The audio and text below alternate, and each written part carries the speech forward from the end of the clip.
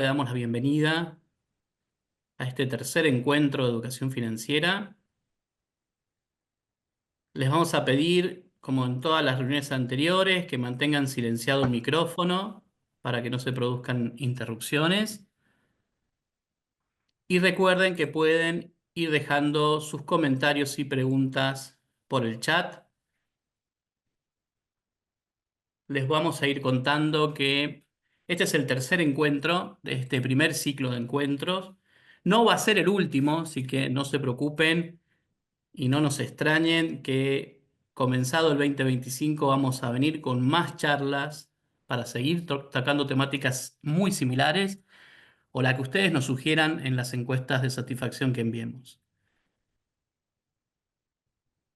También al finalizar la charla de hoy va a estar la asistencia y la próxima semana se van a estar emitiendo los certificados en función de esa asistencia, ¿sí? Así que le pedimos que dejen los datos en el link para que puedan recibir luego su certificación.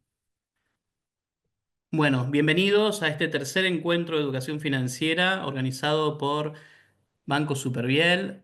Es un trabajo de equipos. Acá está, obviamente, el segmento de renta masiva, los equipos de comunicaciones, de redes, de sustentabilidad. Y hoy también nos acompaña Walter de la gerencia de Research del Research. banco, Research del banco, que va a estar en manos de él este encuentro, así que le doy la bienvenida y lo invito a presentarse, a contarnos un poquito de él mientras termina de ingresar el resto de la gente. Walter, bienvenido. Bueno, perfecto. Gracias, Mauricio. Bueno, cualquier cosa ustedes me avisan si tenemos algún problema de conexión o de comunicación. Creo que se ve bien. Bueno, mi nombre es Walter Ramírez. Soy el gerente del área de research en el banco. Trabajo en bancos desde el año 1993, así que bueno, tengo mucha historia de bancos y en Banco Superviel estoy desde el año 2005. Soy economista de la UBA, especialista en administración financiera, especialista en mercados de capitales. Tengo un posgrado en economía en la Universidad de Itela, Torcuato Di Tella, y un posgrado en economía avanzada también en la misma universidad, en la Di Tella. Además, soy profesor de microeconomía en la UBA, profesor de decisiones de inversión en el posgrado de especialización en administración financiera en la UBA y profesor de macroeconomía y economía monetaria en la UADE, en la Universidad Argentina de la Empresa. Bueno, la verdad es que es un gusto hacer esta presentación, espero que les sirva. Es todo un desafío para mí. Yo he dado muchos años clases de bonos y de acciones, pero en posgrados y la verdad no hay nada más desafiante que poder explicar esto desde un grado, desde sus bases. Así que eso es lo que vamos a tratar de hacer. Cualquier cosa, hacia el final de la presentación ustedes me van a avisar si hay algo que no se entendió o que quieren que lo vuelva a comentar, ¿no? Básicamente lo que vamos a ver es qué son los bonos, qué tipos de bonos existen en Argentina. Ahí les voy a mostrar una planilla que nosotros preparamos y todos los días desde el año 2005 y que está en la página del banco. Es accesible para todo el mundo, no hay que ser cliente para poder acceder. Después vamos a ver más brevemente qué son las acciones y quédense hasta el final, como me dijo mi amiga María Eugenia, que lo más interesante son los tips para invertir en el mercado de capitales. Así que les voy a dar algunos tips que mi experiencia me fue llevando a internalizar. Los voy a compartir con ustedes y les voy a recomendar un par de libritos para el verano, ¿sí? Así que ese es más o menos el camino que vamos a hacer. Así que con todo gusto arranco y allá vamos. Bueno, muy bien. En un segundo, a ver si podemos pasar de slide. Ahí está. Bueno, acá lo que dice. Perdón, ahí están viendo, ¿no? Sí, ¿están viendo mi presentación? Sí, perfecto. Yo tengo acá el celular testigo y lo estamos viendo. Lo que dice aquí es algo importante, es algo medio plomazo, pero es cierto y hay que decirlo. O sea, las opiniones que vean aquí o que yo pueda decir son mías o quizás las pueda compartir con el área que lidero, que es el área de research en el Banco Superviel, pero no necesariamente tienen que coincidir con la visión del banco, ¿sí? O sea, yo no estoy hablando aquí por la visión del banco, ni voy a dar la visión del banco, más allá de que esto va a ser algo bastante teórico, sino que voy a estar dando mis opiniones propias. Eso me parece que es importante que lo sepamos y que lo tengamos presente. Hoja de ruta. Bien, vamos a ver los bonos, principales bonos argentinos. Eso me parece que es interesante. Si fuese una clase, yo preguntaría quiénes invirtieron en bonos alguna vez y ahí nadie levanta la mano porque en general no es algo que la gente suele hacer, pero yo los voy a invitar a que, por lo menos adelantándome un poco a lo que va a ser una de las recomendaciones, es que intenten, sin ser un monto muy significativo, simplemente con fines de aprendizajes, tratar de incursionar en el mercado de capitales. Vamos a ver qué son las acciones y vamos a ver, como les dije recién, algunos tips para invertir en el mercado de capitales, ¿no? Entonces, esto ya lo hice, la presentación mía. ¿Qué nos tendríamos que llevar de esta charla? Bueno, como les dije, la verdad es que si uno se pone a explicar qué es un bono, podríamos dedicarle 3 o 4 clases de 3 horas a cada una. Y si queremos explicar qué es una acción, algo parecido. Así que esto es una charla de 1 hora, una charla amena y tranquilos. Entonces, lo que vamos a hacer es llevarnos algunas cosas. Por lo menos me gustaría que mejore la intuición de lo que ustedes entienden por lo que es un bono y que les despierte el interés de ver, de revisar, de leer algo sobre este tipo de activos y además, ¿cuáles son los tipos de bonos que existen en la Argentina? Una mejor intuición, ese es uno de los objetivos. Un chapuzón inicial a las acciones, es como que nos tiramos a la pileta de las acciones y salimos rápido porque va a estar helada, pero por lo menos vamos a tener ahí un primer aproximamiento, una primera aproximación, mejor dicho, de lo que es, de lo que son las acciones y algunas ideas básicas para empezar a invertir en los mercados de capitales, ¿no? Esas serían como las 3 cosas que me gustaría que se lleven. Entonces, ya arrancando con lo que son los bonos, estos es una ilustración que muestra cómo eran los bonos antes. Los bonos venían en placas de papel. Bueno, ahora son todos digitales. Nadie que compre un bono va a recibir una placa de papel, ni un cartón, ni nada por el estilo. Pero una de las principales divisiones en los mercados de capitales es los activos de renta fija. Quizás hayan sentido hablar de esto y los activos de renta variable. Entonces nos vamos a preguntar, ¿dónde irían los bonos? ¿Qué son los bonos? ¿Un activo de renta fija o un activo de renta variable? Bueno, como este firulete va a demostrar, se ubica en los activos de renta fija. Quiere decir que en general, cuando uno tiene un bono, sabe cuándo va a cobrar y cuánto va a cobrar. En general, ¿no? Porque hay distintos tipos de bonos que son más sofisticados y su cupón o lo que uno va cobrando va variando. En cambio, el activo de renta variable, como las acciones, lo que uno cobra o deja de cobrar va a depender de cómo le vaya a la empresa.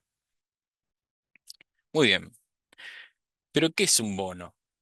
Entonces, acá nosotros lo podemos encarar por 2 lados. Primero, lo podemos encarar por el lado de las finanzas.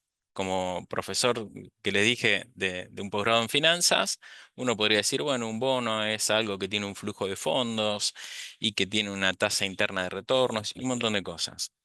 Pero también lo podemos encarar desde el lado monetario. Y desde el lado monetario, Yo lo menciono en varias teorías de la demanda de dinero porque varios autores, inclusive el propio Keynes, mencionaba como que existen dos tipos de activos o dos tipos de cosas en los que las personas pueden tener alocada sus excedentes monetarios. Uno es el dinero y otro son los bonos. Y los bonos era todo lo que no era dinero, ¿sí? Entonces, cuando uno habla de bonos, no estamos hablando solamente de un activo. El bono en economía es algo muy importante. De hecho, las tasas de interés de una economía surgen de los bonos. Es tan importante como eso. Y entonces, podría ser un préstamo bancario, pero también puede ser un plazo fijo. Después nos vamos a concentrar en los bonos como nosotros los conocemos. Pero si uno tuviera que pensar en un bono, uno podría pensar un bono como un préstamo bancario. Un préstamo bancario podríamos decir que un préstamo bancario es un bono y podríamos decir que un plazo fijo es un bono. Nada más que si nosotros vamos al banco y pedimos un préstamo, el préstamo el bono lo emitimos nosotros y lo compra el banco. Y nosotros le vamos a pagar periódicamente al banco por ese préstamo. Y si hacemos un plazo fijo en otro banco, entonces el bono nos lo da el banco y nosotros le damos nuestro dinero y después cuando termina el plazo fijo, el banco nos devuelve el dinero, ¿no? Entonces, en este cuadro medio así dibujado a pulso, podemos ver que cuando tomamos un préstamo en el sistema financiero, en realidad el que toma un préstamo en el sistema financiero, en esta definición general y amplia, está emitiendo un bono. Y el que hace un plazo fijo en una entidad bancaria, en realidad lo que está haciendo es comprando un bono a esa entidad bancaria, ¿sí? Pero vamos a tratar de ir de lo más amplio a lo más concreto, lo más estrecho, digamos, ¿no? Lo que nosotros conocemos como bonos. Porque si yo digo bonos, seguro que alguien está pensando en el AL30, en el GD30, en ese tipo de bonos. Y entonces no vamos a olvidar de los préstamos y de todo lo que podemos llamar bonos, que sí lo son, y nos vamos a concentrar en los bonos en el mercado de capitales. Y vamos a decir esta típica definición del libro de texto, que un bono es un compromiso de pago que asume el emisor.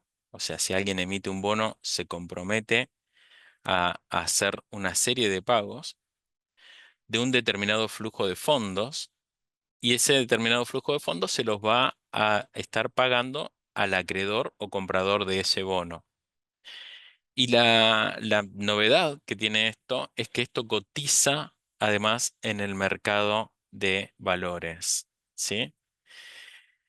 Entonces, hay dos partes, un deudor, que es el que emite el bono, que son, digamos, las empresas o el gobierno, y un acreedor, que en general somos los inversores, las personas de a pie o las empresas, ¿no? Que pueden colocar sus excedentes monetarios en la compra de algún bono o algún banco que también puede invertir ahí.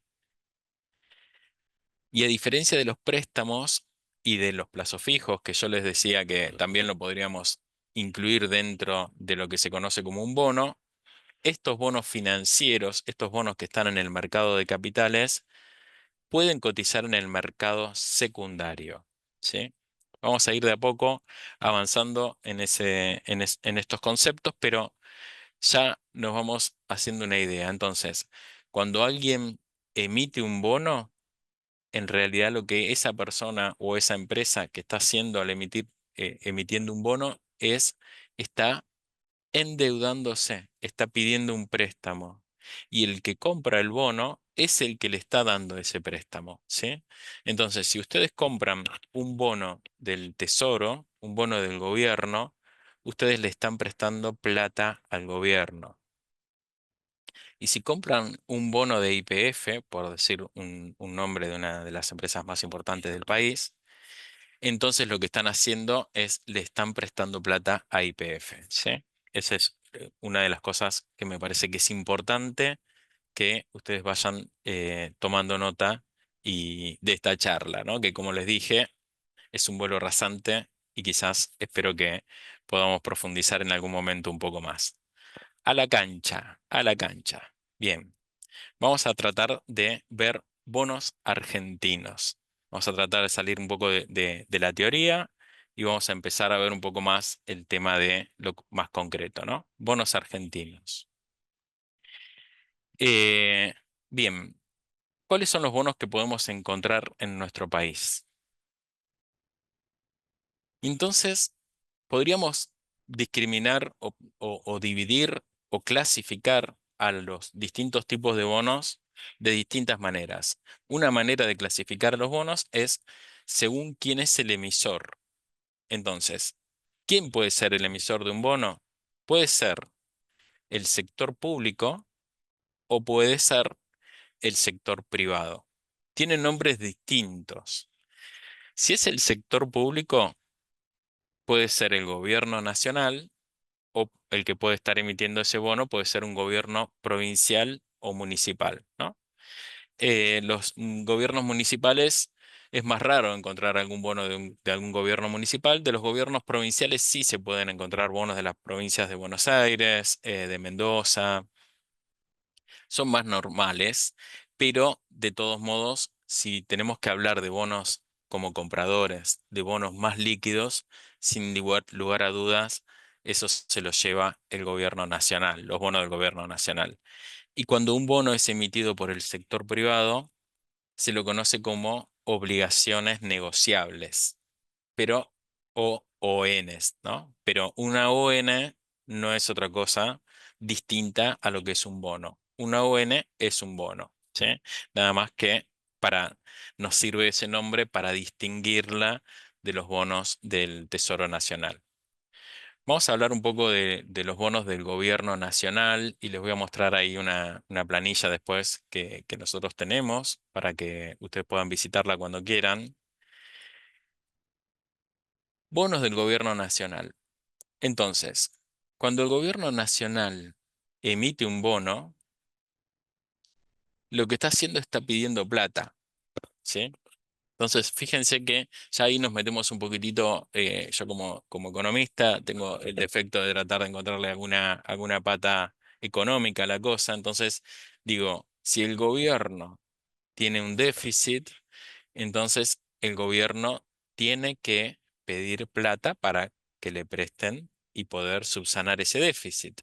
¿Qué es un déficit? Un déficit es cuando el gobierno está viendo que va a gastar 100 y recibió de ingresos por impuestos y demás 80, entonces le están faltando 20. Entonces, para poder financiar esos 20 que le faltan, en general puede colocar bonos, pero también otra cosa que puede hacer es emitir con el Banco Central, que ya sabemos dónde terminamos ahí, pero no nos vamos a meter mucho por ahí, simplemente vamos a ver que si el gobierno está, por eso el gobierno es un gran emisor de bonos, porque cuando el gobierno necesita plata, emite bonos, pide plata a través de los bonos. Y el que le da el préstamo se lo va a dar en licitación primaria. Y acá vamos a tratar de incluir este concepto, que es el concepto de licitación primaria, y, y lo vamos a tratar de definir, ¿no? Porque hoy hablábamos con, hoy a la mañana de qué es la licitación primaria y la verdad que no está tan claro qué es la licitación primaria, entonces tenemos que ver qué es la licitación primaria. Entonces, hay licitación primaria y negociación en el mercado secundario. Cuando el gobierno emite un bono y recibe la plata, eso ocurre solamente una vez con el bono. Supongamos que el gobierno emite por primera vez el bono global 2030. Hay una licitación primaria donde el gobierno coloca esos bonos y a cambio recibe plata. Genial. Después, eso se llama licitación primaria. Después, si las personas que compraron el bono se dan vuelta y lo venden en el mercado, el gobierno ya no recibe nada por esas ventas que se realizan en el mercado. Es similar a cuando uno compra, supongamos que compramos un auto a Ford, por decir una marca, Entonces, la empresa recibe, la primera vez que compramos el auto, recibe plata ese automóvil que produjo y que vendió, pero después si yo uso el auto y lo vendo usado a mi primo, con esa venta que yo le hago a mi primo, ya no le entra más plata a Ford. Y mi primo después se lo vende a otra persona y no le entra más plata por ese auto a Ford. Le entra plata una sola vez. Bueno, licitación primaria es eso.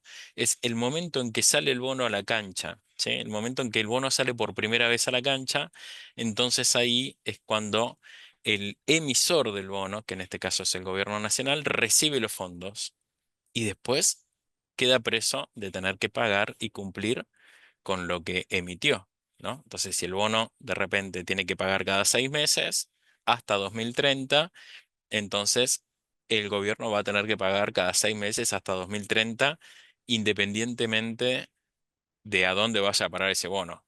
Eso sí lo va a saber el gobierno porque, digamos, ese dinero que el gobierno pague va a ir a la última persona que tiene el bono y que lo compró en el mercado secundario. Eh, Entonces, eso es un poco lo que les decía ahí. Cuando el gobierno emite un bono en una determinada fecha, en ese momento el gobierno es cuando recauda el dinero en la licitación primaria. Solo en ese momento el bono produce dinero para el gobierno. ¿Por qué puede querer el gobierno recaudar dinero? Ya lo repasamos. Puede tener que afrontar gastos, como dijimos, puede tener más gastos que ingresos, o puede también estar venciendo un bono y tener que reemplazarlo por otro. Los oferentes de la licitación primaria no necesitan esperar hasta que el bono venza para venderlo. Se pueden dar vuelta. Como el bono tiene cotización en los mercados secundarios, lo puedo vender. ¿Qué quiere decir eso? Que si yo me compro un bono 2030, no es que tengo que esperar hasta 2030 para cobrar. Inmediatamente me puedo dar vuelta y la semana que viene vendérselo a alguien. O hoy mismo, ¿no? Si lo compré ayer y ya lo tengo acreditado, lo puedo vender hoy. Así que eso es una de las características de los bonos. Cuando el comprador del bono vende el bono en licitación primaria, en este caso el gobierno no recibe ni paga nada, ¿no? O sea, cuando el primer comprador del bono vende el bono suscripto en licitación primaria, pero ya no estamos más en licitación primaria, sino en el mercado secundario, como dije antes, como en el caso del auto que se vende ya en el mercado a otro tenedor, el emisor del bono no va a recibir nada. Entonces, esto de andar vendiendo el bono, lo pusimos acá, se llama mercado secundario del bono y es una de las características principales de este tipo de activos. ¿Sí? Mercado primario, el bono es adquirido por un agente local o extranjero a cambio de dinero. Ese dinero ingresa de pleno al emisor. Puede ser que el bono sea colocado por un valor menor al que va a devolver. Es como tomar un préstamo por 98 y tener que devolver 100, ¿no? Eso, bueno. Eso lo vamos probablemente lo comente después, pero ya es como algo un poco más evolucionado. En realidad, cuando uno coloca, si yo soy el gobierno y necesito $100, entonces trato de poner una tasa de interés sobre ese préstamo que le estoy pidiendo a la gente que va a suscribir los bonos en licitación primaria que sea más o menos acorde con la tasa de mercado, de manera tal de salir lo que se conoce a la par. Yo quiero salir a la par. Quiere decir que si en el mercado un bono al 2030 tiene un rendimiento del 8%, y después voy a aclarar qué es el rendimiento, entonces yo trato de decir, bueno, yo voy a emitir este bono y voy a pagar 8% de tasa de interés, ¿sí? Semestralmente, quiere decir 4% cada 6 meses, ¿sí? Entonces, si hago eso y sintonizo bien la tasa a la que tendría que rendir el bono en el mercado con la tasa del cupón que voy a pagar yo, entonces voy a lograr que el bono salga a la par. En el mercado secundario, una vez que el bono fue emitido en licitación primaria, comienza a cotizar en el mercado y su precio va fluctuando, ¿sí? Ahora sí, si nosotros prestamos atención a lo que está pasando con los bonos argentinos, vemos que los bonos están subiendo de precio. Entonces, eso es mercado secundario. Que los bonos ya emitidos por el gobierno suban de precio y han subido fuertemente de precio en los últimos meses, en algunos casos hasta 50% en su precio en dólares, eso no le afecta al gobierno. No es que el gobierno se beneficia por esa suba de precios, se beneficia porque si quiere colocar más nueva deuda, va a poder colocarla a una tasa de interés menor. Quiere decir que suba el precio es una buena señal. Pero no es que cuando sube el precio le entra plata al gobierno, ¿no? Le entra plata al que tiene el bono. Entonces, si yo compro el bono a 2030, lo compré en agosto y lo vendo ahora en noviembre y gané 50% de suba de precios, bueno, tranquilamente puedo tener un rendimiento muy grande y lo puedo vender y no necesariamente tengo que esperar hasta 2030. Y también podemos hablar de otros escenarios negativos donde es al revés, en vez de subir el precio cae. Eh, bueno, si el precio baja mucho, quiere decir que un inversor está pudiendo comprar el bono por un valor menor de lo que el bono va a devolver, ¿no? Ok, vamos como había prometido de que íbamos a ir a la cancha, digamos, vamos a ver los informes que hacemos nosotros, que lo hace mi compañera Andrea Sabatini, y esos informes los podemos encontrar en la web, como les dije antes, ustedes entran a la web, ahí está la dirección por acá abajo. Ahí justo me está tapando la barra de herramientas, pero por ahí tienen la dirección. Pueden también poner informes de research en Google y aparecemos cuarto o quintos por ahí y aprietan y entramos. Si entran a esta página www.superbiel.com.ar personas, entran a la parte de personas, se despliega todo esto, entran a inversiones, informes de research y ahí aparecen nuestros informes, ¿no? Que hay un montón de informes que no vamos a detenernos a explicar cada uno de estos informes, pero no es necesario ser clientes. O sea, ustedes pueden revisar aquí y les recomiendo que lo hagan. Tiene un informe diario de mercados y demás. Pero vamos al informe de bonos, que es lo que estamos viendo acá. Aprietan aquí donde dice informe de bonos soberanos, descargar el informe del día y se bajan esta planilla. Y entonces, ¿qué me parece? ¿Por qué me parecía interesante esta planilla? Porque, como le dije, acá no tenemos grandes aspiraciones. Simplemente queremos hacer una primera introducción a qué son los bonos y qué tipo de bonos hay en Argentina. Entonces, si queremos saber qué tipo de bonos tenemos en Argentina emitidos por el gobierno nacional, me parece que esta planilla nos va a ayudar muchísimo a entenderlo. Yo diría que son estos que están acá, pueden faltar algunos, por supuesto, pero son casi todos los bonos que tenemos en Argentina. Estos precios no son a hoy o ayer, son al 2 de diciembre, o sea, tienen unos días de demora y son solamente indicativos. Pero podemos ver que en Argentina tenemos en la parte donde dice instrumento, dice en qué moneda están emitidos los bonos. Y tenemos bonos en dólares, quiere decir que uno los compra y cuando el bono paga, ya sea la tasa de interés o el final del bono, te va a pagar en dólares que se van a depositar en tu caja de ahorro en dólares. ¿Sí? Después tenemos estos que se llaman BOPREAL, que bueno, son los bonos que emitió el Banco Central para pagar a los importadores, pero también cotizan, son también bonos en dólares. Hay bonos que ajustan por ser. El ser es básicamente la inflación, o sea, son títulos que ajustan por inflación. Obviamente tienen los nombres técnicos que uno, la verdad, te cuesta entenderlo, pero a mí me cuesta, que soy bastante de madera, pero uno podría decir, por ejemplo, este que dice T2X5. El 2 quiere decir que vence en febrero. Fíjense que el bono vence el 14 de febrero de 2025, ¿no? Entonces, el 2 quiere decir que vence en febrero, el 5 quiere decir que vence en 2025 y la X es de un bono que entiendo que es a- ajustable por ser, ¿sí?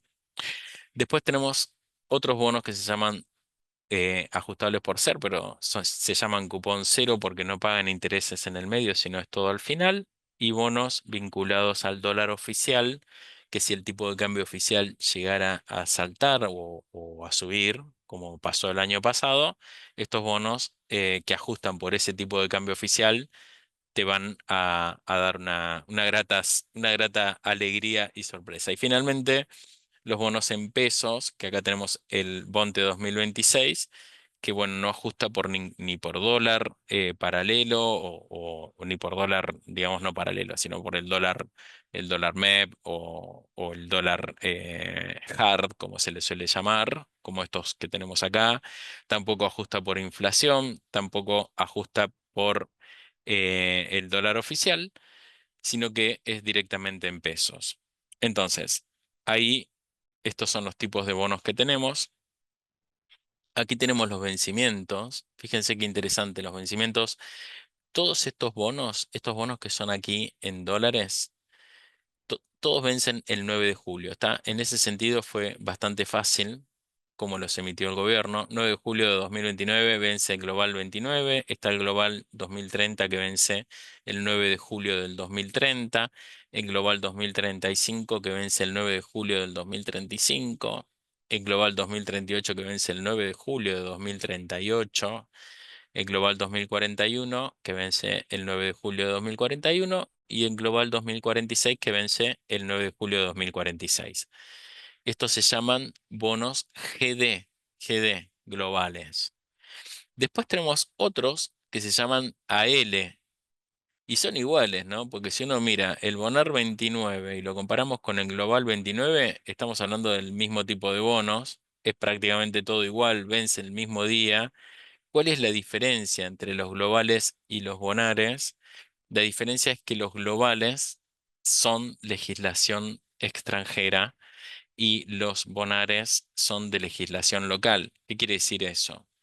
Que si el bono por alguna razón no pudiera, el gobierno por alguna razón no pudiera hacer frente al bono, no pudiera pagar ese bono, entonces, uno puede acudir, si tiene un global, puede acudir a la legislación internacional, puede acudir a la Corte Suprema de Nueva York, por ejemplo.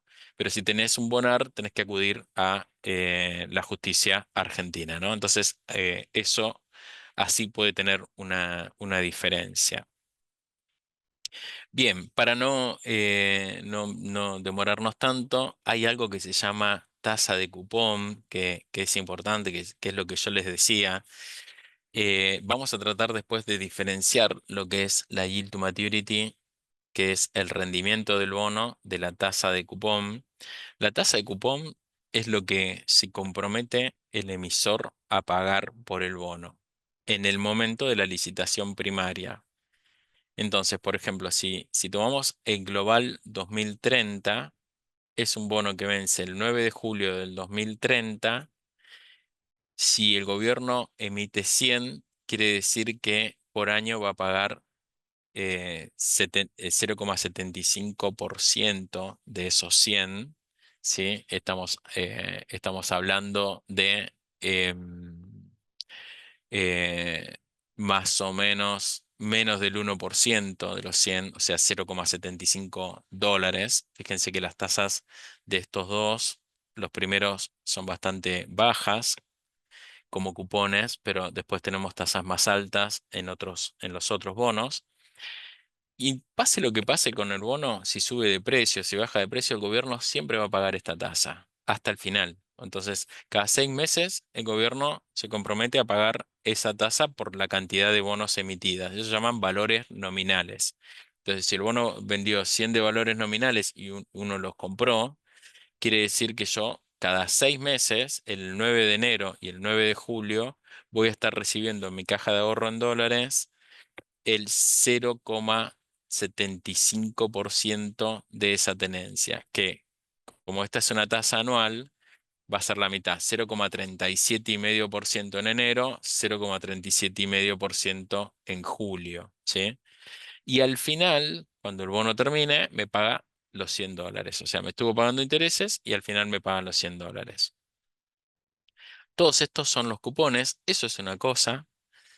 Después hay, bueno, esto lo paso así rapidito. Los precios están acá. El precio hay, digamos, un precio si uno quiere vender el bono, un precio si uno quiere comprar, si uno quiere, si uno es perdón, el precio vendedor, el precio comprador y el precio medio, ¿no? Si yo quiero comprar el bono, entonces la, la cara vendedora es que desde el lado de quien me vende el bono. Entonces, si yo quiero comprar el bono, tengo que mirar el precio vendedor. Parece como un trabalengua, pero es así. Lo voy a pagar 81. Pero si lo quiero vender, tengo que ver la cara compradora, ¿no? Como que la entidad o el mercado me va a comprar este bono y ahí lo voy a colocar más barato, a 80.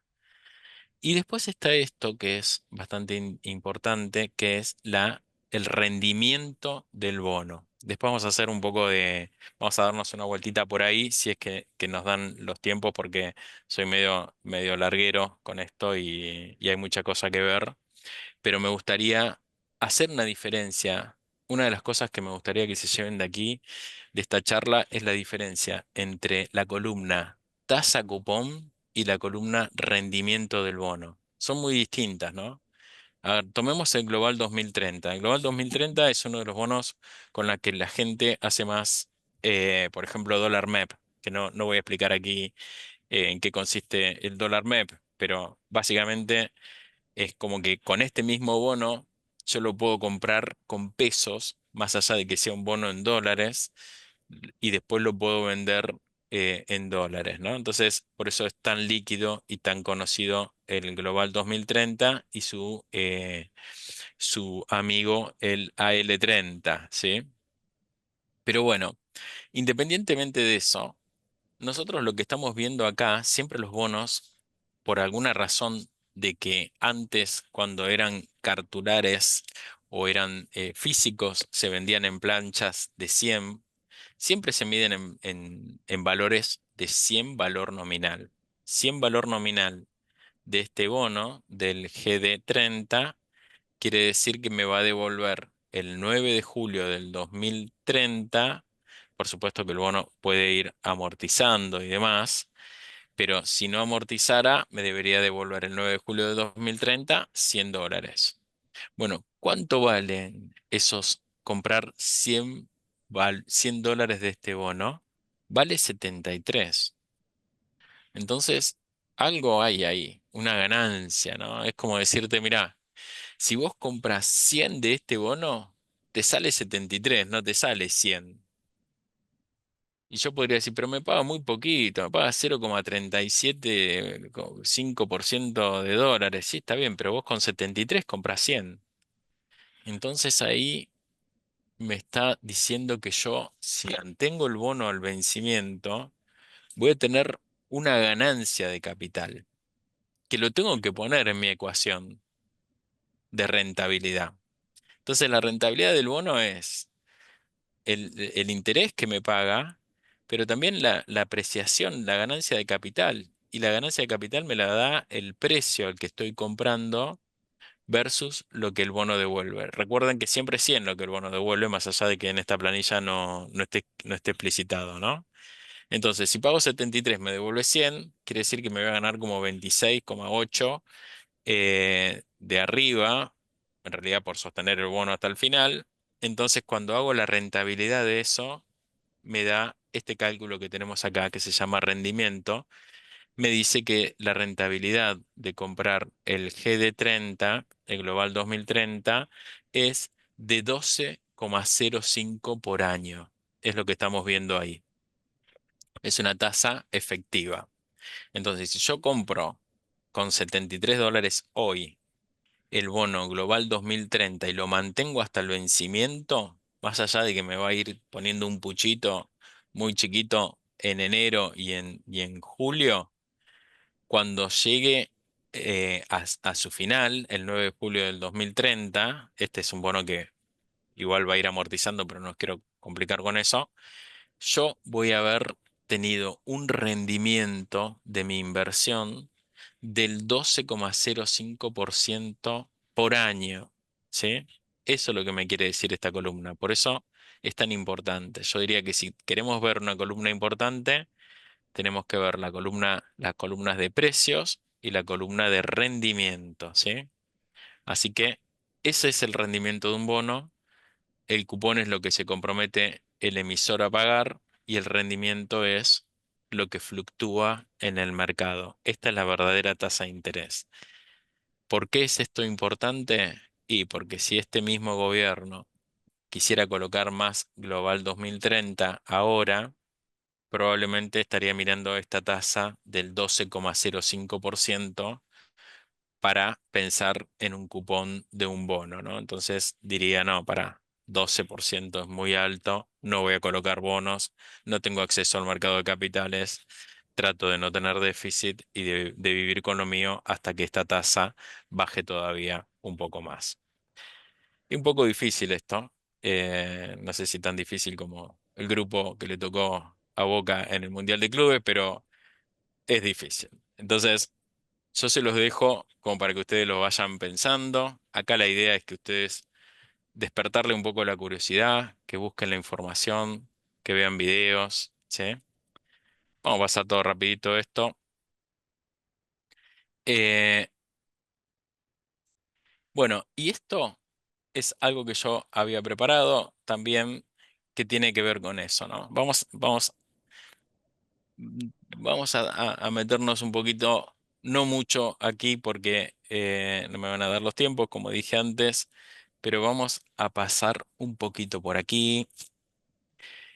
Nuevamente voy a hacer hincapié en las dos fuentes de rendimiento de un bono. ¿Cuáles son las dos fuentes de rendimiento de un bono? El pago de interés y la tasa esperada de ganancias de capital. Quiere decir que, vamos de vuelta, recapitulando, el gobierno necesita plata, emite un bono en licitación primaria. Nosotros tenemos excedente de plata, queremos hacer trabajar esa plata y entonces compramos el bono. En el bono hay como un contrato donde el gobierno dice, yo emito esta plata, este bono, digamos, que va a vencer en el 9 de julio del 2030, va a pagar intereses el 9 de enero y el 9 de julio de cada año, etcétera, etcétera. Y el pago de intereses que este bono va a pagar, valga la redundancia, es de 0,375% el 9 de enero, 0,375% el 9 de julio, y así sucesivamente hasta el final. Ok, una vez que ese bono salió, ya está por ahí dando vuelta, lo tiene uno, se lo pasa al otro, se lo pasa al otro, empieza a fluctuar. Es eso que nosotros vemos en la tele que dice el riesgo país subió, bajó. Bueno, lo que está diciendo cuando el riesgo país baja es que los bonos argentinos están subiendo. Y cuando el riesgo país sube, está diciendo que los bonos argentinos están cayendo. Entonces, hoy que ya se emitió este bono, supongamos que se emitió hace 2 años, yo quiero comprarlo. Entonces, yo quiero comprar 100 unidades de este bono, que se llaman valores nominales, y me van a devolver 100 al final. Pero lo voy a comprar no gastando $100, porque en el mercado cotiza a 73, como veíamos. Entonces, yo pago 73, compro 100, el bono me va a pagar 0,37 y medio sobre los 100 en enero, en julio, en enero, en julio, hasta que termine, hasta el 2030. Y además cuando llegue desde acá al 2030, me va a devolver $100, a pesar de que puse 73. Eso se llama tasa esperada de ganancias de capital. Entonces, los intereses que se compromete el emisor es el cupón. Y la tasa de rentabilidad que surge de computar todo el flujo de fondos, que es los intereses a los que se comprometió el emisor y, digamos, la ganancia de capital, eso se llama tasa interna de retorno o yield to maturity o tasa de rentabilidad. Entonces, a mí lo que me interesa es que puedan separar esas dos cosas. Eso me parece que es muy importante tenerlo presente, ¿no? Eh, por acá había un ejemplo. ¿sí?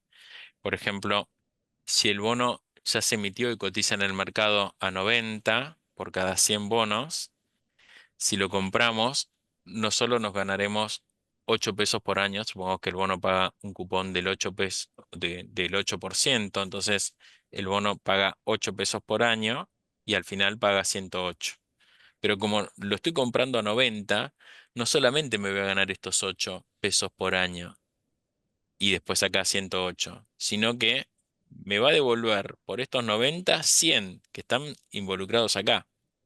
Entonces, la verdadera rentabilidad de este bono no va a ser 8%, sino va a ser mayor. Va a ser la ganancia de capital de estos 10 de aquí y este ocho dólares que me voy a ganar por año. Entonces, cuando uno hace la cuenta matemática es, pongo el precio del bono acá como negativo, sumo los cupones y lo divido por uno más una tasa que la tengo que sacar de forma iterativa, iterando. Como está en el periodo uno lo elevo a la uno. Después otro cupón más sobre uno más la tasa elevada a la 2. Y así hasta que termine, que es en este caso, en este ejemplo sencillo, eran 3 años solamente. Calculo cuál es la tasa que hace que esta cuenta de cero y esa tasa es la tasa de rendimiento del bono, que es 12,2%. Entonces acá se ve claramente que este bono que tenía que pagaba un interés, el emisor se comprometió a pagar un interés del 8% por cada 100 de valor nominal, ahora que cotiza en el mercado, tiene un rendimiento del 12,2%. ¿Por qué? Porque se puede comprar a 90 a pesar de que el bono al final, cuando termine, me va a devolver 100. Recuerde que acá dice 108 porque estoy poniendo los 100 que me devuelven más los 8 del último cupón, ¿sí? Bueno, este es un Excel para los amantes del Excel, pueden jugar con esto. Básicamente, si el precio está por debajo de 100, el rendimiento del bono va a ser mayor que el cupón. Si el precio es exactamente 100, entonces cuando calcule el rendimiento de esta operación va a ser igual a la tasa de cupón. Se dice que el bono acá está a la par. Y si el precio está por arriba de 100, entonces el bono va a estar sobre la par y el rendimiento va a ser menor que el cupón. ¿Sí? Muy bien. Bueno, muy rapidito, hay algo que llaman las letras, que no es otra cosa que los bonos. La única diferencia con las letras es que son como los plazos fijos. Los bonos que les mostraba antes, por ejemplo, el GD30 me paga el 9 de enero, el 9 de julio, el 9 de enero, el 9 de julio. Las letras no me pagan en ninguna fecha. Me pagan cuando vence. Son cortitas, ¿sí? Miren, por ejemplo, acá. Tomamos esta letra del 28 de agosto del 2025. Nosotros lo compramos esta letra y el 28 de agosto del 2025 directamente nos va a devolver una cantidad de dinero mayor a la que invertimos y ahí va a estar involucrada la tasa de interés. Y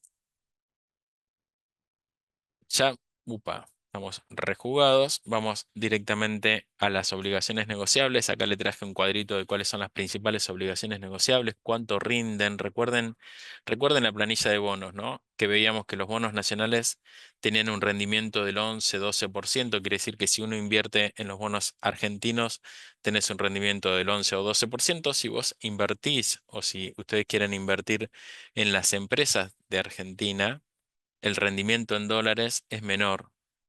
¿Por qué? Porque de alguna manera el mercado está como pensando que las empresas tienen menos riesgo que el Estado Nacional, ¿sí? Lo cual es casi como una anomalía porque en general en todos los países del mundo una empresa tiene o igual o mayor riesgo que el Estado Nacional. En Argentina parece como que no.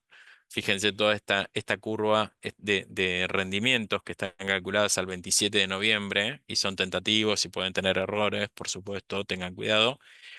Todos estos rendimientos son bastante más pequeños que los que paga el Estado Nacional, ¿sí? Entonces, salgo de bonos. Vamos con las acciones. Me voy a pegar un viaje rapidito con el tema de las acciones. Ahí está el señor descansando.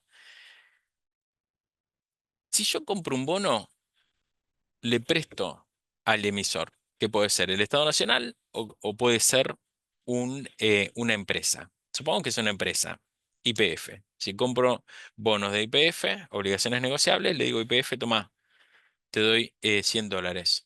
YPF me da el bono y me dice, toma, Walter, yo te voy a pagar todos cada 6 meses, te voy a pagar un 3% de estos $100 y en 2030 te cancelo todo lo que falta. Ok, es un préstamo. Si yo compro acciones de YPF, estoy comprando un pedacito de YPF. Soy dueño. Vamos en las buenas y en las malas. Si a YPF le va bien y gana plata, me va a repartir parte de esa plata. Me va a dar como una especie de ganancia, ¿no? Que se llaman dividendos.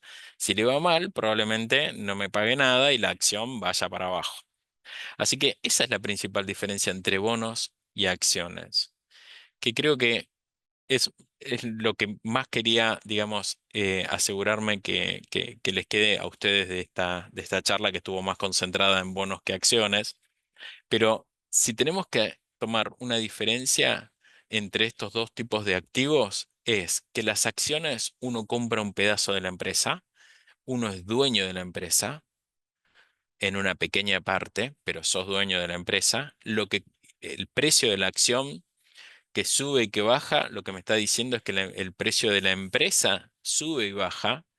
Si compro un bono, le di un préstamo y entonces la cotización para arriba o para abajo, lo que me está diciendo es claramente que lo que está aumentando y bajando no es el precio, no es el préstamo en sí, que el préstamo yo ya se lo di, sino lo que está subiendo y bajando es como la probabilidad de que la empresa pague bien esa deuda, ¿no? Entonces, cuando fluctúan los bonos, vemos la probabilidad de pago, cuando fluctúa el precio de las acciones, vemos cómo fluctúa la empresa. A ver cómo estamos. Apa, bueno, ahí va, ¿eh? ¿Estamos? Bueno, Walter, eh, ahí un par de sí, aclaraciones nada más. ¿Tenés unos dale, minutos más? Si la audiencia se queda, podés pasarte, sí, no se corta, ¿sí? dale. ¿Podemos seguir unos minutos más? Seguimos hasta las 11 de la noche. Nah, mentira, tanto no. No me queda mucho más, pero por ahí después me gustaría ver si hay algunas Están preguntas tirando que... sí en el chat, ¿eh? Ya pintó, van a ir a comprar Sí. el... Yo invito a los vinos desde Mendoza, así que Vamos, muy bien, muy bien. Bueno, ahí vamos. Voy a ir, esto de acciones, entonces, como dije antes, en esta división de las acciones que tenemos renta fija y renta variable, vimos que antes los bonos fueron a la parte de renta fija. Atención, vamos a ver a dónde van a ir las acciones y allá van. ¡Sac! ¿Dónde se ubicaron? En renta variable. Muy bien, son renta variable. Quiere decir que si a la empresa le va bien y gana plata, paga dividendos y yo puedo cobrar. Si la empresa no gana nada de plata, no paga dividendos. Puede ser que no pague dividendo porque no quiera y quiera recapitalizarse y recapitalizarse y recapitalizarse, pero me gustaría que se queden con esto. ¿Cómo calculo el valor de una acción? El valor de una acción es el flujo futuro de los dividendos que va a pagar esa empresa. Una acción vale por todos los dividendos que va a pagar en el futuro. Eso es lo que vale una acción. Así tenemos el modelo de Gordon, que debe haber sido flaco, pero el apellido no le jugó a favor. El modelo de Gordon lo que dice se llama modelo de los dividendos descontados, demuestra que el valor de una acción es igual a los dividendos esperados descontados, traídos a valor presente a una tasa de descuento. ¿Quién juega con esa tasa de descuento? Adivinen, la tasa de rendimiento de los bonos. Bonos y acciones están emparentados. Bonos y acciones son activos y no están ajenos a la economía. El mercado no es una timba, el mercado es digamos, es una relación económica. el mercado nos está diciendo todo el tiempo qué está pasando con la economía. Las finanzas y la economía son las dos caras de una misma moneda. La economía afecta a las finanzas afecta a la economía. Eso no quiere decir que si yo estudio economía me hago rico en el mercado. Había un profesor que siempre nos decía que la gente que estudia economía para hacerse rica en el mercado de capitales le erró porque no va a pasar. Es impredecible porque lo que marca la variación del precio de los activos son las noticias. Y las noticias de mañana nadie las conoce, ni siquiera el presidente del Banco Central. Así que, súper importante, los mercados no son pura timba, pero son impredecibles. O sea, es como tratar de ganar plata en el mercado sistemáticamente y hacerse rico, no es algo posible, salvo que hayan tenido mucha suerte, ¿sí? Entonces, vamos a hablar un poquito, quiero mostrar acá el Merval en dólares y ya eh, desde el año 1992, fíjense, lo primero que podemos ver es, wow, qué alto que está hoy, $2.075 al contado con liquidación, está espectacularmente alto. Si lo ajustamos por la inflación de Estados Unidos, se empareja el gráfico. Esto me lo dijo mi hijo ayer o antes de ayer. Me dijo, ajustalo por la inflación de Estados Unidos, porque no es lo mismo los dólares en los 90 que acá. Tiene razón, entonces queda así más pinta, tiene una pinta un poco más estable. Así que viene ahí por Nacho, mi hijo. Y igual tiene la pinta de estar un poquito alto por aquí, ¿sí? Estas son las acciones, lo que han subido este año, simplemente para que lo tengan presente. Esto es Metrogas, Superviel, bueno, tomamos acá desde el 31 de octubre del 2023. Quisimos hacer como una especie de impacto de las políticas del nuevo gobierno, que ya se conocía que iba a estar en noviembre, entonces tomamos datos del 31 de octubre en unos informes que hacemos en nuestra área. Bueno, han subido mucho las acciones. El precio de la evolución del pasado no me garantiza la evolución del futuro. Eso me parece que hay que saberlo. Y acá, y con esto ya vamos a los tips, o sea, muestro esto y después vamos a los tips y terminamos, es, ¿qué es lo que determina el precio de una acción? Y fíjense este ejemplo que siempre doy en las clases de la UBA, que hay algo que los inversores siempre están mirando en los sistemas de información que son Bloomberg y Reuters, que es qué pasa con los indicadores económicos de un país. Pero los indicadores económicos de un país ya están descontados en los precios de las acciones. Entonces, lo que espera el mercado ya está descontado en el precio de las acciones y también en el precio de los bonos, ¿no? Pero fíjense acá, tenemos dos países, el país A y el país B. En el país A, el crecimiento se anuncia los dos a la misma hora, a las 4 de la tarde, y dice que la economía creció 4,5%. Y en el país B dice la economía creció 0,5%. Resulta que en el país A la bolsa cae y en el país B la bolsa sube. ¿Cómo puede ser? Es lo que pasa. ¿Cómo puede ser? No sé, o ahora lo vamos a decir, pero es lo que ocurre. ¿Por qué? Porque en el país A, en este ejercicio, la gente creía que la economía iba a crecer 5%, no 4,5%. Y entonces la sorpresa fue negativa. Entonces ya en el precio de las acciones, al momento donde se publican los datos, estaba descontado un crecimiento del 5%, pero ahora resulta que fue 4,5%, entonces tengo que corregir esos valores. Por qué el crecimiento económico me afecta al precio de las acciones? Y porque la actividad económica me dice cuántos son las ventas de una empresa a futuro, y la empresa, si vende más a futuro, tiene mayor flujo de fondos que al descontarlo me da un mayor valor de la empresa, ¿no? Eso básicamente. ¿Qué pasó con el país B? Solo creció 0,5, pero el mercado creía que iba a crecer 0,2. O sea, el mercado tenía en los precios de las acciones del país B un crecimiento del 0,2% y ahora lo tiene que corregir para arriba a 0,5. En ese momento, esa corrección hace que la bolsa del país B, que tuvo un crecimiento de 0,5, suba, porque corrigen las estimaciones de 0,2 a 0,5. Y la bolsa del país A, que tuvo un crecimiento del 4,5%, mucho mejor, baja, cae, baja. ¿Por qué? Porque el mercado creía que iba a crecer 5 y crece 4,5 y corrigen el precio para abajo. Entonces, todo está metido en los precios. Lo único importante es la sorpresa. Quiero que se queden con eso de los mercados de acciones. La sorpresa.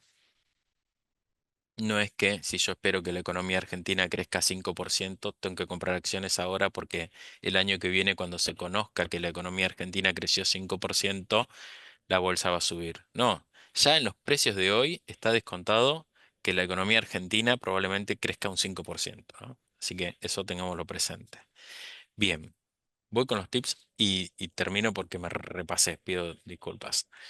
Tips, no son recomendaciones. Siempre acá me agarran los de legales y me revientan. Dicen, no son recomendaciones, no se puede dar recomendaciones. Siempre que recomendé algo, le erré, así que tengan cuidado. No son recomendaciones, simplemente es cómo ir metiéndose en el mercado de capitales. Repasémoslo un poquito. Por ahí está un poquito largo. A ver, los fondos comunes de inversión es la entrada al mercado de capitales. Los fondos comunes de inversión es fácil. No hay que abrir una cuenta comitente. Después les voy a recomendar, igual que abran una cuenta comitente algún día e inviertan en bonos y hagan la experiencia, ¿sí? Pero los fondos comunes de inversión es el óptimo para el inversor pequeño, ¿sí? Salvo que tengan, si alguno tiene más de 1.000 millones de dólares, que levante la mano, pero bueno, no es mi caso. Yo sería un inversor más o menos pequeño, entonces yo tendría que ir a los fondos comunes de inversión. ¿Por qué? Porque tengo una cartera completamente diversificada.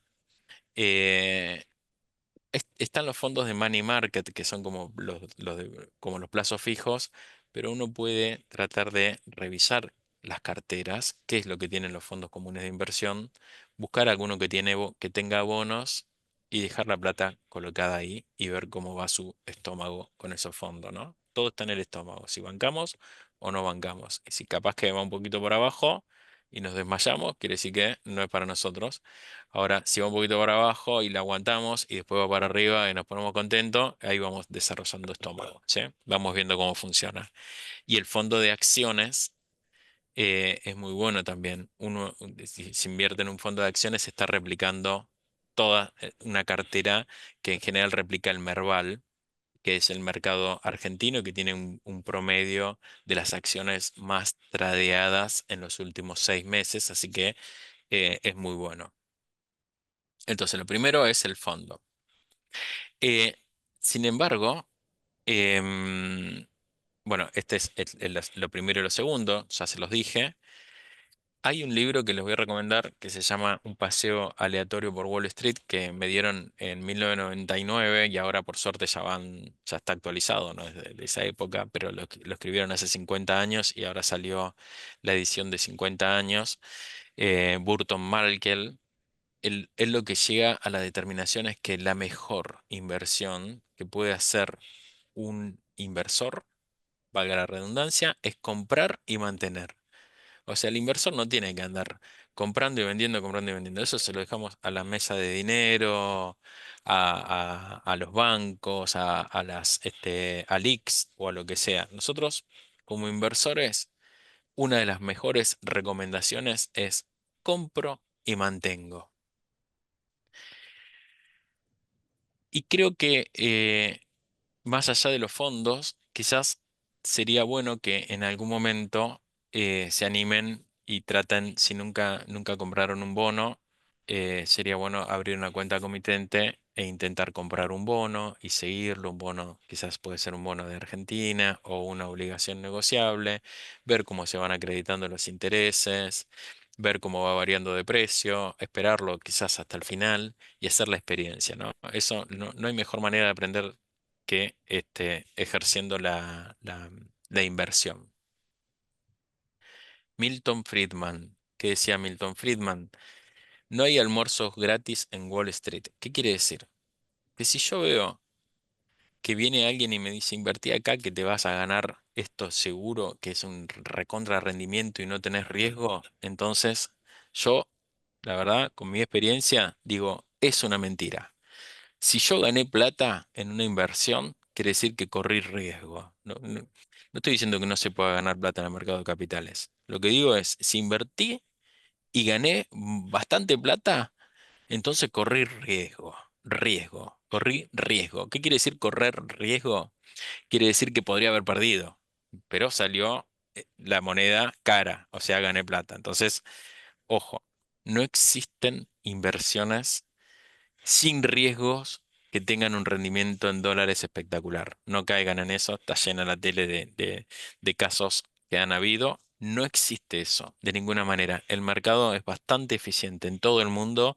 Si hay una oportunidad, entonces esa oportunidad ya se arbitra, ya vienen las bolsas, vienen los inversores institucionales y enseguida la aprovechan antes que podamos parpadear. Así que yo diría que esa oportunidad no existe o es una trampa que tiene mucho riesgo. El tiempo juega a nuestro favor. Cuanto más tiempo dejo una inversión, la probabilidad de salir con pérdidas se diluye. Miren esto, simplemente acá está el link US Stock Market Return a History from 1870-2023. Pueden buscar esto, Robert Shiller. Lo que me dice es, desde 1872 en el mercado estadounidense, si las inversiones duran un año, bueno, entonces si yo dejo inversiones un año, en muchos años perdí plata. Si yo soy de controlar la inversión cada 5 años, luego de 5 años, entonces solamente en algunas ocasiones puntuales perdí plata, ¿sí? Es decir, si invierto en acciones y espero un año, hay probabilidad de ganar plata, pero también hay probabilidad de perder. Si las dejo 5 años, muy pocas veces en la historia pasó que después de 5 años esté abajo en rendimientos. Si la dejo 10 años, ya estamos hablando de menos veces todavía, ¿no? La Primera Guerra Mundial, por acá, 1970, 2 o 3 veces, 3 veces. Ahora, si dejo las acciones invertidas 20 años en Estados Unidos, bueno, nunca pasó que después de 20 años la bolsa esté en negativo, ¿no? Entonces, eso, el tiempo juega a favor. Si la inversión es riesgosa, dejarlo más tiempo paga mejor. No invertir en activos riesgosos si vamos a necesitar ese dinero en el corto plazo. Si nos estamos por casar, no compren acciones con la plata destinada al pago de la fiesta, ¿no? Déjenla bien quietita ahí, tranquilita, porque puede ser que las acciones en el muy corto plazo tengan un vaivén negativo y no podamos hacer la fiesta o tengamos que bajar invitados porque nos quedamos con la mitad de la plata. Así que cuidado con eso. No comprar cosas que no terminamos de entender, ¿sí? No comprar cosas que no entendemos, ¿eh? No sé, está muy de moda Bitcoin. Un taxista me decía el Bitcoin, bueno, pasó los $100.000, espectacular. Bueno, ¿lo entendemos? ¿Sabemos qué hay ahí? Bueno, no sé. Hacer, eh, cuanto más riesgoso sea el activo, más crece en el tiempo, más tasa de rendimiento tiene. Fíjense, y con esto ya voy terminando. Las acciones de baja capitalización tuvieron un rendimiento promedio histórico en Estados Unidos desde 1926 hasta 2022, si no me equivoco, del 12%. Esto es lo que rindieron en promedio. Las acciones grandes, 10%. ¿Qué quiere decir una acción de baja capitalización? Es una acción de una compañía más o menos pequeña. Un large stock es una acción de una compañía muy grande, ¿no? Podemos pensar McDonald's, Coca-Cola, una cosa bien grande. Los bonos del gobierno rindieron 5, las letras del gobierno rindieron 3 y la inflación fue 2,9% en este periodo. Entonces, si ustedes quieren ganar más plata en el mercado de capitales, lo mejor es correr más riesgo. Pero es lo que decía antes, solamente se puede ganar más plata corriendo más riesgo. Entonces, las acciones de baja capitalización, si uno es joven y tiene un excedente de dinero y puede darse el gusto de tener una baja circunstancial y esperar suficiente tiempo, entonces para ese tipo de inversor quizás debería evaluar jugarse un poquito más a los activos más riesgosos porque en el largo plazo son los que más rinden. capacitarse, hacer cursos, ver tutoriales, está lleno de cosas. Ingresen a investopedia.com, www. Está en inglés. Pongan cualquier cosa, todos los videos cortitos de un minuto, donde te explica qué es cada cosa. Lean algunos libritos. El paseo aleatorio por Wall Street, este es uno de los que más me gustó, porque habla de todo y está muy llano. Burton Malkiel. Existe la suerte de Nassim Taleb, también se los recomiendo mucho. Nassim Taleb es el que escribió El Cisne Negro, muy famoso también ese libro, pero este me gustó mucho. Y nunca hay prisa para invertir ni para vender, ¿no? Es falso que hay que invertir ya porque se pasa la oportunidad. Tengan cuidado con eso, ¿sí? El timing. Este es el último gráfico y termino porque ahí sí ya me rajan directamente. Vamos a ver una cosita. Acá traté de replicar algo que estaba cuando yo trabajaba en Societe Generale, entré a un lugar que se llamaba Asset Management y había un gráfico y decía el error del inversor. ¿Cómo es el error del inversor? Supongamos que estamos con el Merval, el mismo gráfico que vimos antes desde 1992. Va evolucionando, lo vemos que va para abajo, no hacemos nada, nos quedamos tranqui y después empieza a subir, epa. Están subiendo mucho, las acciones están subiendo mucho. Invierto. ¿Por qué pongo esto acá? Porque es lo que pasó en 1997. Los fondos comunes, había un montón de fondos comunes de inversiones que le decían a todo el mundo invierta, no sé, a jubilados, inviertan en las acciones que ganaron 20% en dólares. Claro, habían subido mucho. Entonces uno invierte, empieza a ganar plata y después se va para abajo, ¿no? Entonces, bueno, las acciones caen, pero estoy seguro de que recuperaré. Espero un poquito más. A ver, nadie se recupera. Vamos a ver, vamos a ver. Ah, me fundo. Ya no aguanto más. Mejor vendo y nunca más entro a las acciones. Fíjense que habíamos comprado por acá como a 1500 y estamos hablando de 400, ¿no? En Argentina. Entonces, listo, salí del mercado, no quiero saber más nada con las acciones, no quiero saber más nada, empieza a subir. La bolsa subió un montón, entro otra vez, le voy a dar otra oportunidad. Entonces, ahora sí, salgo porque compré a 1000, vendí a 500, lo detesto, no entro más a la bolsa. Subió otra vez, está por arriba de 1000, está como 1200, entro, salgo y nunca más. 600, y acá, ¿qué pasa? A ver, atención, estamos por 2018.